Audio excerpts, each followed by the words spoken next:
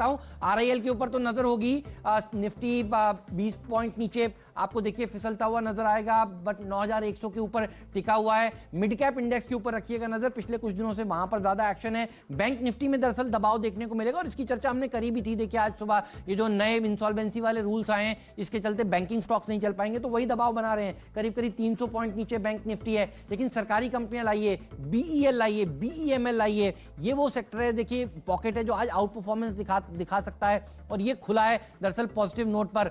मिधानी दिखाइएगा, देखिए BEL, BEML ये सब 3-4% ऊपर खिले हैं। मिधानी जो आज का जैकपॉट स्टॉक है, ये देखिए खुलने के बाद अब अच्छा प्रदर्शन दिखाएगा। आईटीआई की बात हुई थी, देखिए कोची शिपयार्ड की बात हुई थी, ये सारे के सारे स्टॉक्स देखिए बढ़िया प्रदर्शन आज के सत्र में दिखा रहे हैं। आईटीआई करीब 2.5-3% देखिए ऊपर खुलने की तैयारी कर रहा है, अब ये 2% ऊपर ट्रेड करता हुआ आपको इस समय नजर आएगा। और कोची शिपयार्ड देखिए करीब करीब 0.5% ऊपर खुला है। तो डिफेंस पीएसयूज ओवरऑल देखिए आउट परफॉर्म कर रहे हैं आज बाजार को। एससीआई देखिए 0.5% ऊपर आज खुला है। ड्रेजिंग कॉर्पोरेशन भी दिखाइएगा डायरेक्टर साहब, इसकी बात भी हुई थी, बार्बर लॉरी की बात भी हुई थी। ये सारे स्टॉक्स जो हैं वो हरे निशान के साथ आज खुलते हुए आपको नजर आएंगे। लेकिन ओवरऑल अगर आप मार्केट देखें तो बैंकिंग स्टॉक्स की वजह से थोड़ा सा प्रेशर बन रहा है। बैंक निफ्टी देखिए 350 पॉइंट नीचे है, और जो एनबीएफसीज ने अपनी नतीजे भी पेश किए हैं वहां पर भी देखिए डिसअपॉइंटमेंट ही देखने को मिला है। तो उसके चलते अगर आप देखेंगे तो आज बैंकिंग स्टॉक्स अंडर परफॉर्म कर रहे हैं, और ये वो चीज है जिसके चलते बाजार जो है वो ऊपर नहीं जा रहा है। पूरा का पूरा हीट मैप दिखाइए प्लीज,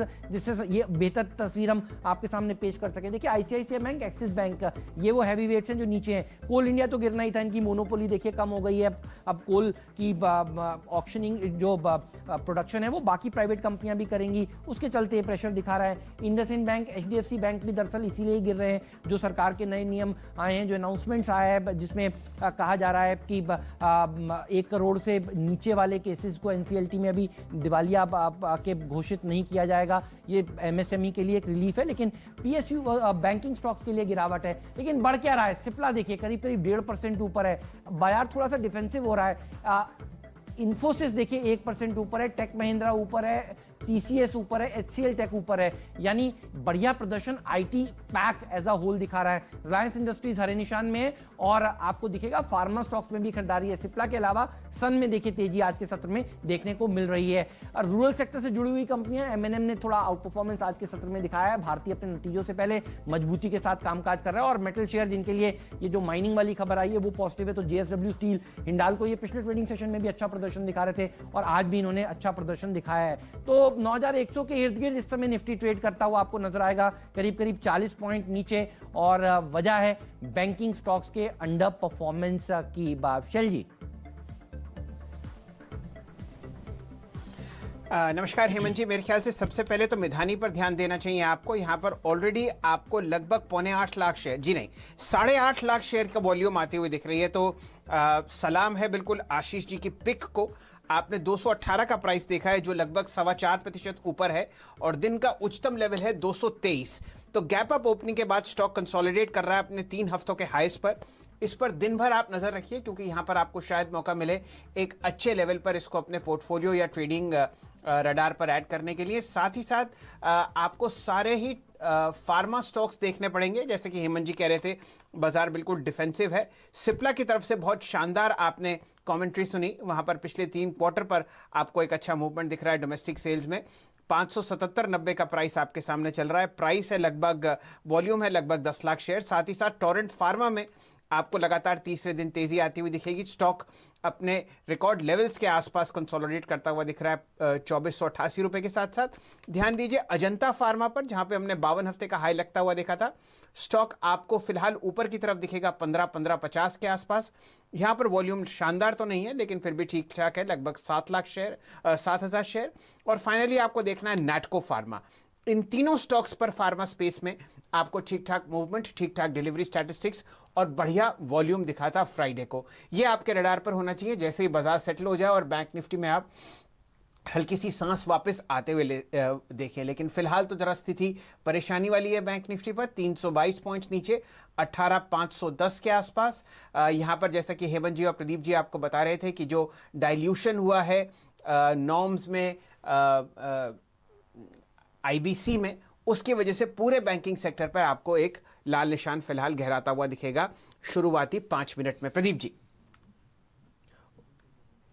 ओके तो प्रदीप जी के लिंक में कुछ दिक्कत है, चलिए मैं आपको बताता हूँ। हुआ दरअसल ये है कि कोई भी नया केस इंसॉल्वेंसी की प्रोसीडिंग में 1 साल के लिए नहीं आएगा। Point number 1। Point number 2, MSMEs को स्पेशल फ्रेमवर्क दिया गया है, बनाया जाएगा उनके लिए इंसॉल्वेंसी के नियमों के लिए, और 1 लाख से जो सीमा थी थ्रेशोल्ड वो 1 करोड़ कर दी गई है इंसॉल्वेंसी के लिए, केसेस के लिए। तो इसीलिए देखिए बैंकिंग स्टॉक्स थोड़ा सा आज सल्क कर रहे हैं, और इसमें छोटे बैंक ज्यादा जोर से सल्क करेंगे। इक्विटास इसीलिए दरअसल ज्यादा जोर से गिर रहा है, उज्जीवन भी गिरेगा। जिन्होंने छोटे छोटे कर्ज दिए हुए हैं वहां पर देखिए दिक्कत आएगी।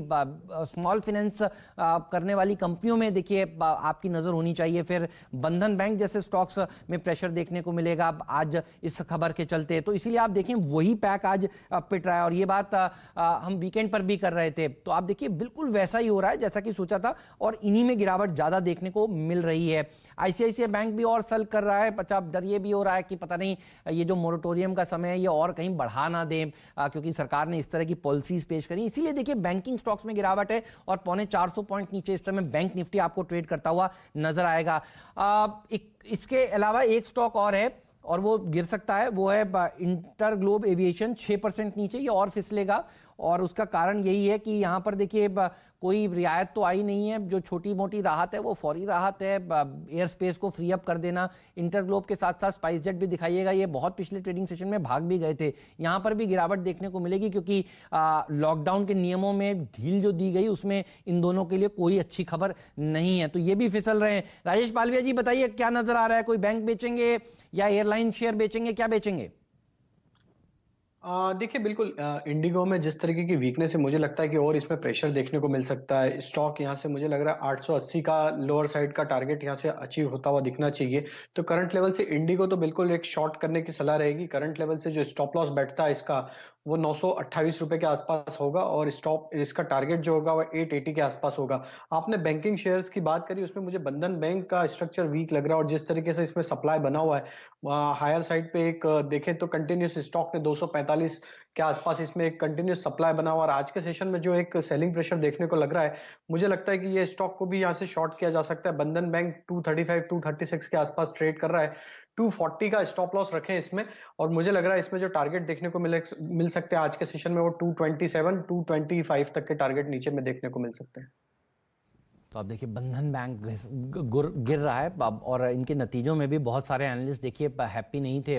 जो खबरें आई ये स्टॉक जोर से गिरेगा। मुझे लगता है ये आरबीएल बैंक के तर्ज पर अगर कोई दूसरा बैंक है गिर सकता है, वो दरअसल बंधन बैंक हो सकता है। बंधन बैंक या कोई और प्राइवेट सेक्टर या छोटा बैंक, उज्जीवन, इक्विटास।